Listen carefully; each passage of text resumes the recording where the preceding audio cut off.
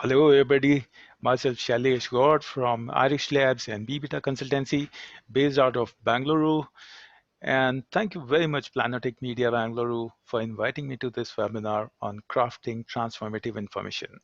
So I'll be talking about simulation and gamification, which is really two amazing topics, which is so relevant in the current times, which helps us make future ready, which helps us make plans for future and which are foolproof also.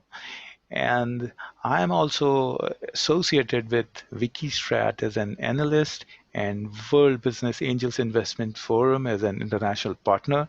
Wikistrat is a great platform of simulation and wargaming, and I was very lucky to be an observer in recent economic wargaming between US and China, which the topic of it was about the technological embargo, and the simulation was based on the scenario of June 2021 after the Trump's win in the election. So that was a great learning experience for me in terms of simulation. So let's talk about simulation. What is simulation? So whenever we hear about simulation, we always think the first thing is the flight simulator, which comes in our mind, which is the real first experience which all of us had in terms of like what is simulator through various gaming aspect or by real flight simulator if you get a real chance in terms of going to any of these things. So what is a simulation? It's an imitation of a system, and by imitating we can experiment,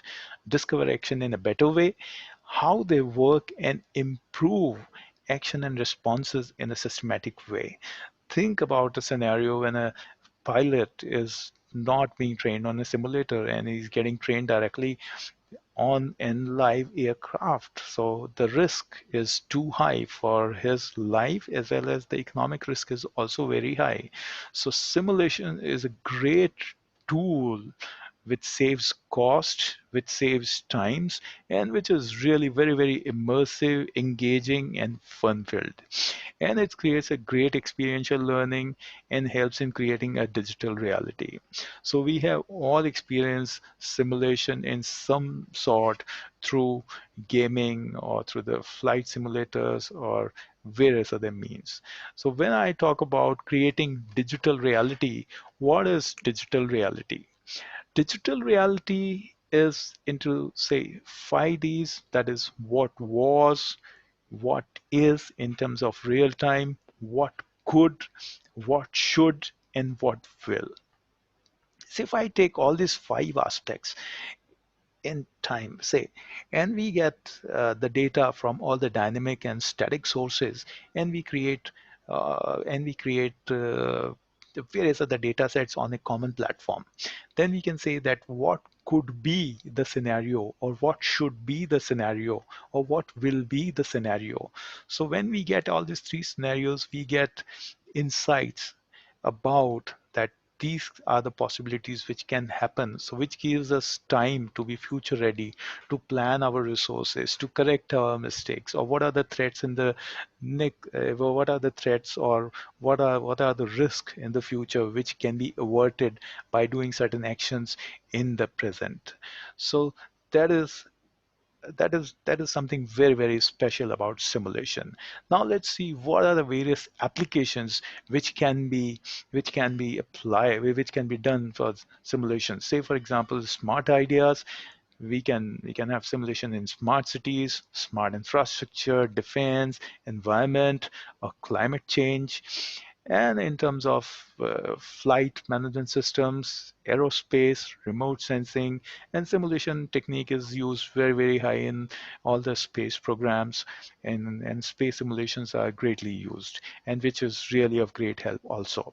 Simulations are also used in gaming, learning, training, and that helps us improve behaviors and responses.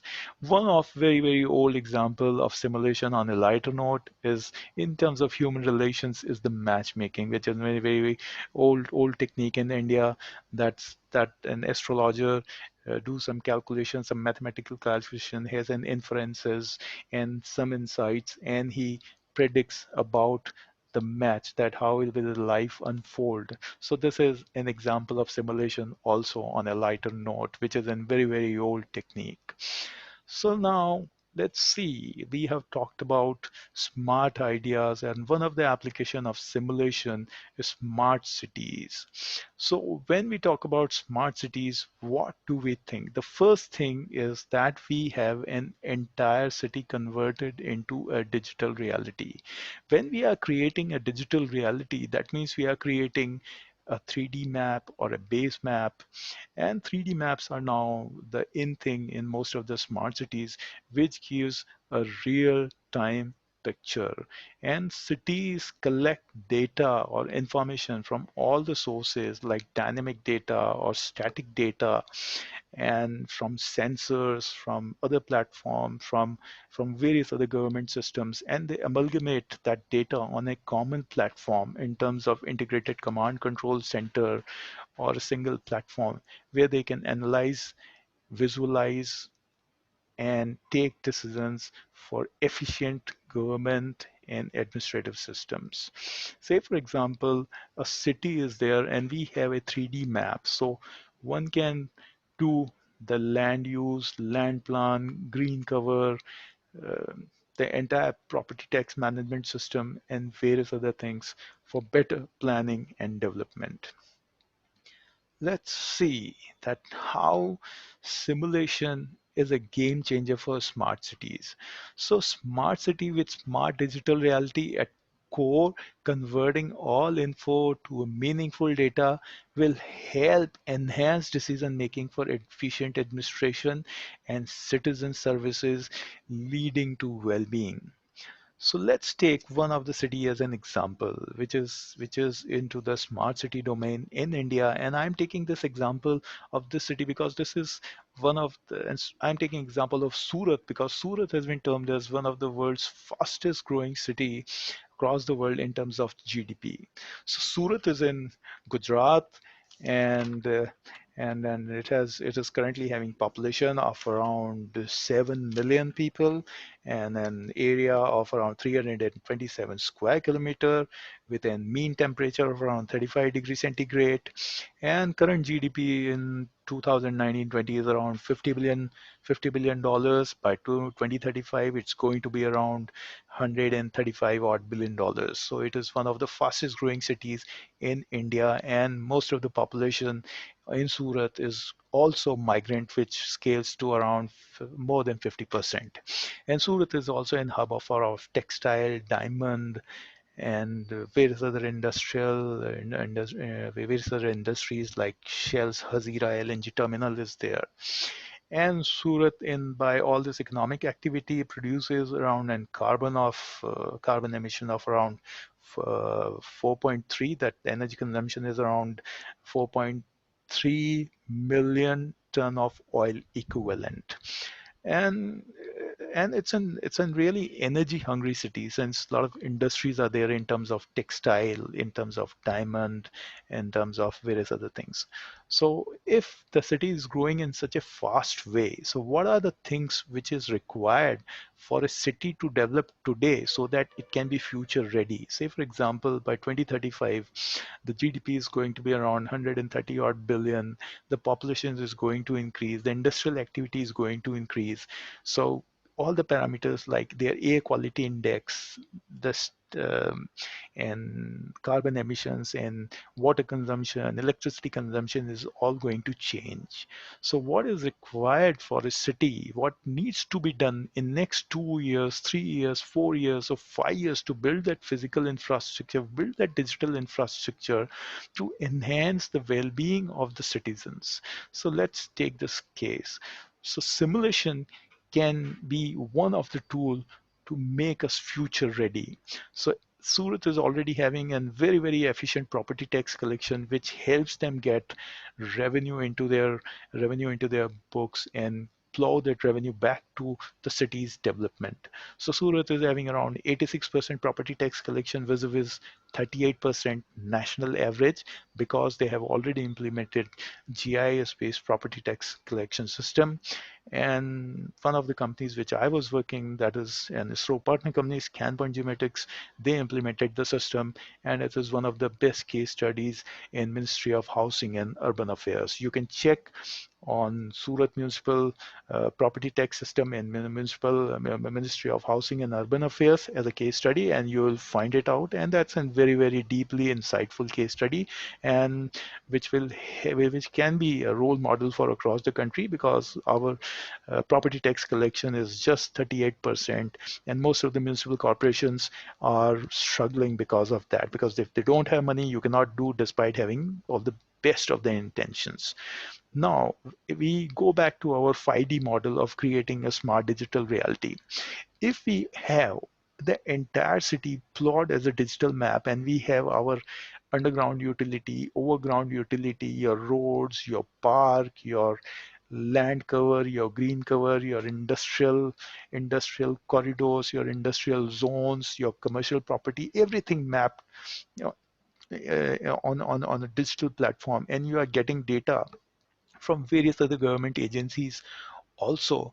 You can really see the city in the real time, that how's the quality of life is there, what all things needs to be done, and how can disasters or various other difficult situations can be averted, how can law and order situation can be controlled, how can crime rates can be controlled if you have all those data on a single platform.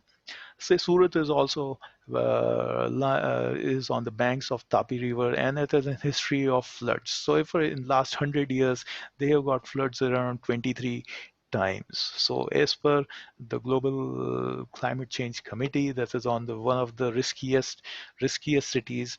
And now if we use our simulation technique, if we use our 5D technique, if we use our digital reality index technique, and we have all this data on a single platform, which they are building it up, and which is taking time. So the quality of life of citizen will be definitely much better. The planning will be much better. The decision making will be more efficient, and government systems will be very, very robust. So this will help build an environmental public service to build resilient and sustainable city. So it will help in air quality management, it will help in solid waste and water management, it will help in wastewater recycling, and hence it will be a safe city and safe site, and which will enhance the well-being. Now we have talked about this smart city as a concept, like where we can really run simulations for future readiness. Now, when we already know that this is the population, and this is going to be population after 15 years, and this is going to be the economic activity. So what is required today? The planning, efficiency, the administration, and building what needs to be done first can definitely be done in a better way, in terms of being more energy efficient, by building more CNG efficient vehicles so that your AQI is controlled, by having efficient power grid, by changing the source of power from fossil fuel to the renewable, which will again help control the environment or climate in a larger way. And yes, the public transport system better, so that people are not depending upon the personal mobility or personal vehicles for commuting. And water is very, very essential. Like currently they are using around, say, 100 million uh, 100 million liters of water a day. So how can that be worked in a more efficient way, because of textiles and various other industries there, which is very, very water hungry industries. So this technique of simulation, by using GIS as tools, by aggregating data on a single platform, we can really plan for the city very well in advance. Let's see our next thing. So simulations for impact, what I call, say for example, in terms of disaster management, as we take example of Surat again, which is having a history of flooding. So when we do a simulation that at times floods cannot be averted, but you can definitely assess the risk, that you can definitely assess the threat, and you can definitely plan for the damage control. And when you know that water is going to rise to this level, so which are the areas which will be affected first? So this is just an diagram of one of the other cities where they have tried to do the color coding. You can see the red color, orange color. So these are the areas which are the low-lying areas. Because of the flooding, these will be more affected, where the risk of flooding will be high. And you can definitely engage in the percentage of the flood coverage, which is shown out here. Then the damage can also be assessed, that what will be the damage. And this is all done through the simulation tool by using GIS applications. Another example of simulation for impact in disaster management is tsunami risk assessment, using again the GIS tools for effective simulations. Again here you can see various color coding points, that red is an high risk, and orange is slightly high, and yellow is moderate, and light green is slightly low, and dark green is low. So again, one can plan for the evacuation, various other government activities, various other rescue activities, and again the damage control can be curtailed in a much better way. Lives will not be lost. And this is one more example of simulation for impact in terms of disaster management. We have already seen in our eastern coast during this year, in the last year, when cyclones and typhoons and everything were coming, that we have seen that again the simulation and modeling were done so that damages and risks were averted and lives were saved very, very efficiently. So these are some real-time impact of simulation, which is helps in planning, managing, administrating in a much better way. Let's see now that we have discussed that simulation as a tool for future readiness, but it is also a tool to cut inefficiencies. How? Let's discuss. We have already discussed that we can create the smart digital reality in terms of by taking the data from the dynamic and static sources, by sensors and various other various other data sources and various other government agencies, by taking what was, what is in real time, what could, what should, and what will be. But I'm taking this as an example from keynote speech in 2019 from the CEO of Hexagon, that he gave an amazing speech about that how can technology be used uh, as a tool to cut inefficiencies. And he gave an example by comparing scenario of 2019 with 2050, that in 2019 we were having population of 7.7 billion. By 2050 we'll be having population of around 10 billion, and GDP is around 80 trillion USD. 2050 again our GDP will be around 140 trillion USD. By all this entire activity, the carbon emission in 2019 is 36 billion tons. And if we do the same things and grow at this pace, the carbon emission in 2050 will be 70 billion metric ton. So which is a danger mark, which is also marked as doomsday.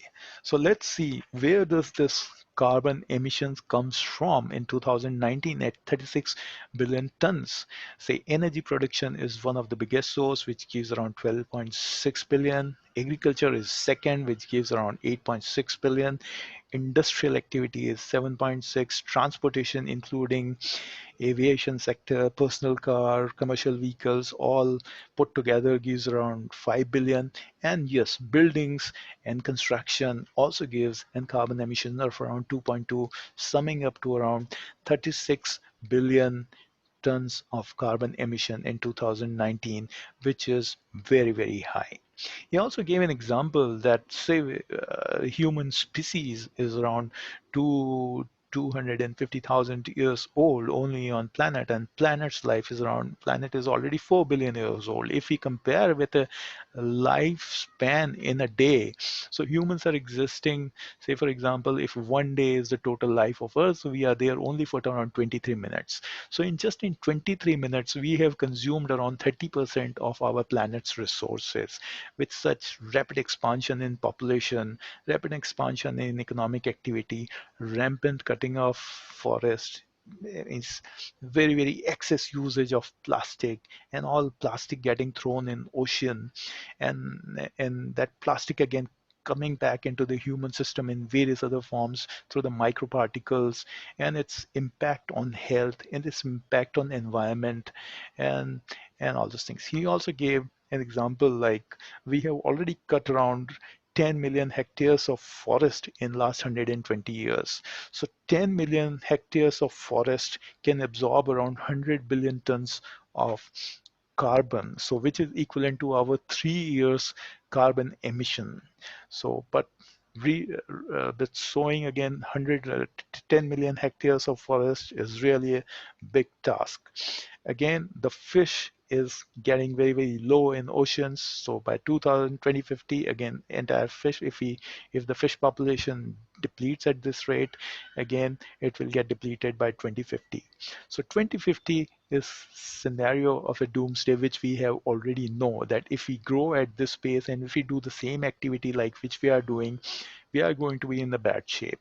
So that means what needs to be done? We have identified the problem that there are certain very inefficient techniques which are used. Say for example, in transportation, I'm taking this as an example because whenever we always think that transportation is one of the biggest carbon emitters, but it is just around 5 billion, and which is around done by 2 billion cars, and we travel around 20 trillion kilometers of air in every year, and the average internal combustion engine is around only 20% efficient. But if we compare that with Formula One cars, the Formula One cars are already efficient by 50%. That means we already have a technology.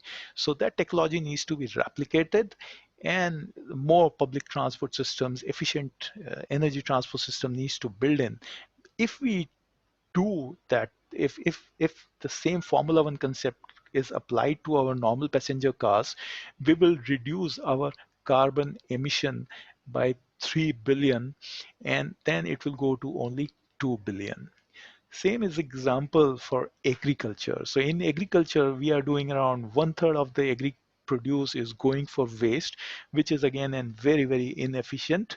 So by using precision agriculture, by using GIS, by using remote sensing and image processing and various other techniques, we can improve the output by around uh, 30% and reduce the carbon emission by around 50%.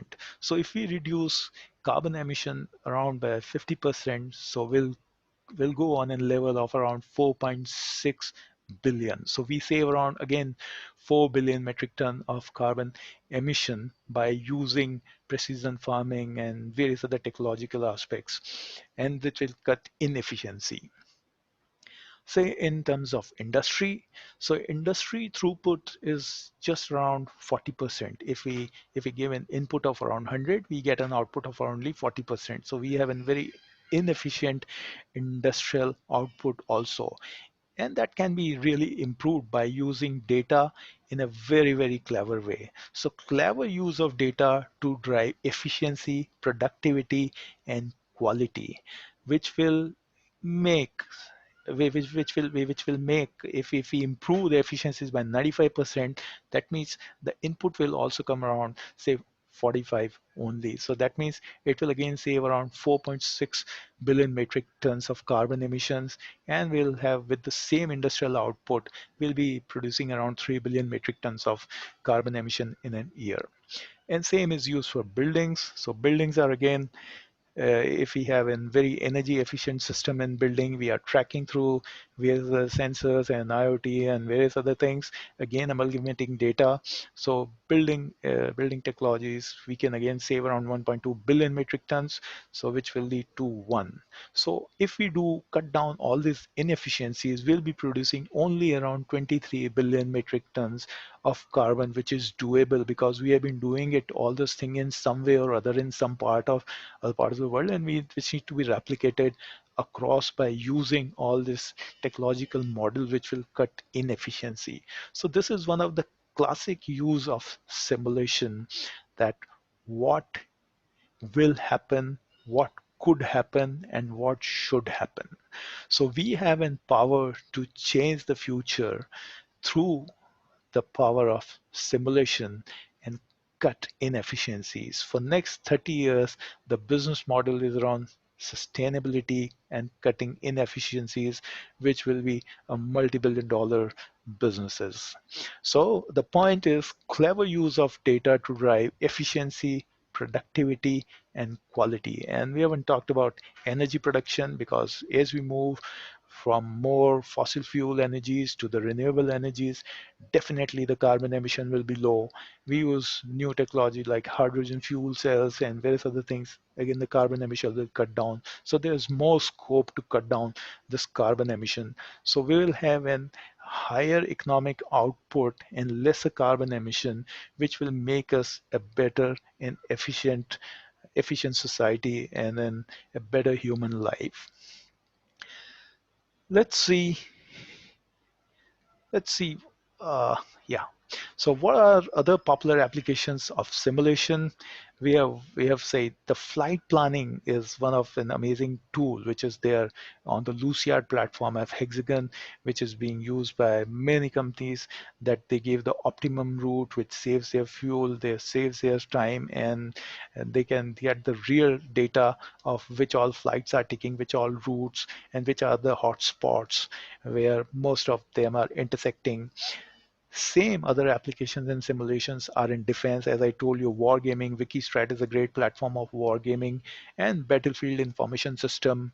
In terms of autonomous connected ecosystems, through sensors, software, platform, data analytics, and we spoke about smart cities as one of the examples, managing disasters in one of the examples, and then managing the entire climate change and environmental change by cutting inefficiencies.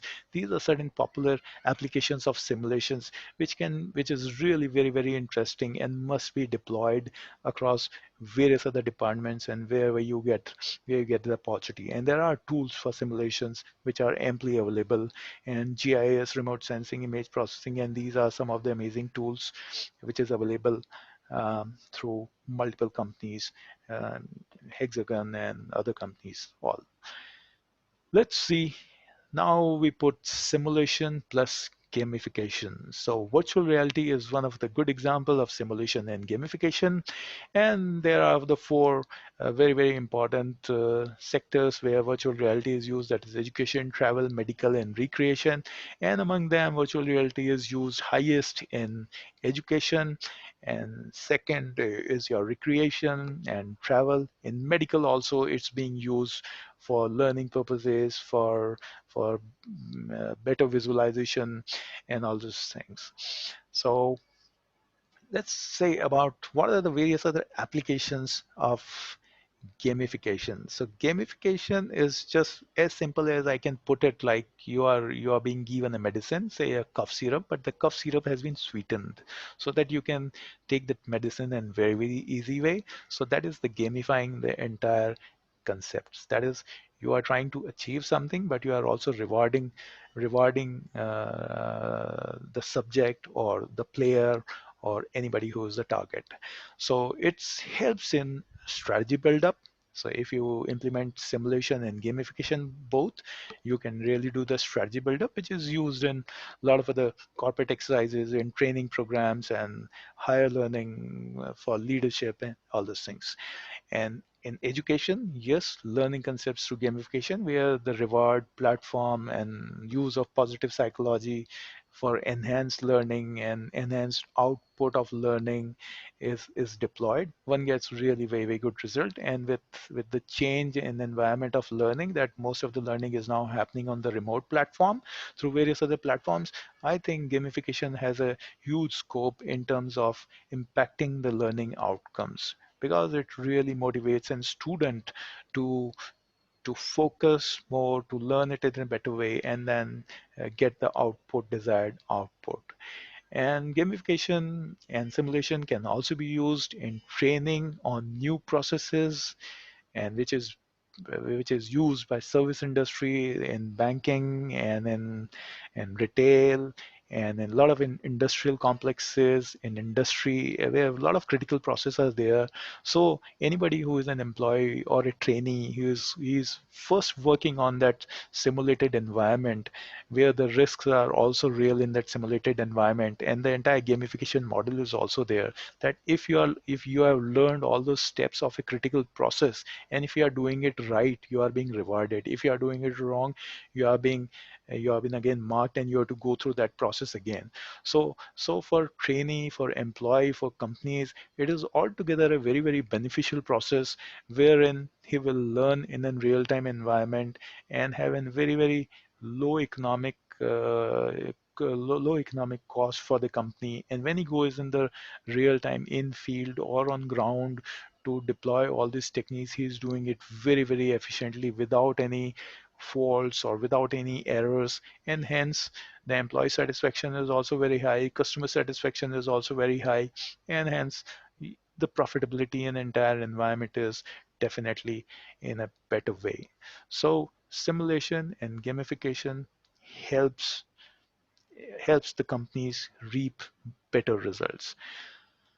And so this is all from my side for simulation and gamification. Thank you very much. And there are many other things which we can definitely talk about, but we cannot close the thing without talking about the movie Matrix, which was the first popular science fiction movie around simulation, where the hero or the Neo is asked to take the blue pill or the red pill, and then he goes into the simulated environment and see what all things happen. And we all know that all are happen in all the three parts. So in the popular culture, if you want to really understand simulation, so Matrix is an amazing example to understand simulation. Thank you very much. Thanks a ton.